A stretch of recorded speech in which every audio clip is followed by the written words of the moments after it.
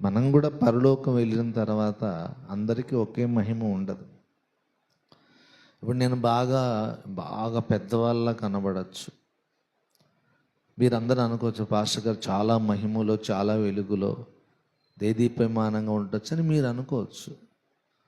కానీ నా ఆత్మీయ జీవితం ఏంటో, నా సమర్పణ ఏంటో, నా త్యాగం ఏంటో, నేను ఎంతవరకు దేవునికి లోబడుతున్నానో, దేవుని పట్ల నా హృదయంలో ఉన్న ఆసక్తి ఏంటో, ప్రేమ ఏంటో, అది దేవునికి నాకు తెలిసిన విషయం తప్ప ఎవరికి తెలియదు. ఆడికి వెళ్ళాక మీరు అనుకున్న అభిప్రాయాలు తారుమారు అవ్వచ్చు, లేదా నేను మీ గురించి అనుకున్న అభిప్రాయాలు కూడా తారుమారు అవ్వచ్చు.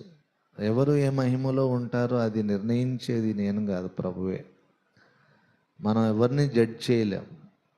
అబ్బా వీడండి నక్షత్రం అండి అట్లా సేవకులందరినీ కూర్చోబెట్టి మీటింగులు అంటుంటారు, నక్షత్ర సమానులైన సేవకులని. నేను నవ్వుకుంటుంటాను, ప్రభువా ఎవరు నక్షత్రమో ఎవరు ఏంటో అన్నీ ఎరిగిన సర్వజ్ఞుడు. మా మాట వరుస కనీసం అందరూ నక్షత్ర సమానులు. అది God knows who is star and who is not star, అది ఆయనకే తెలుసు.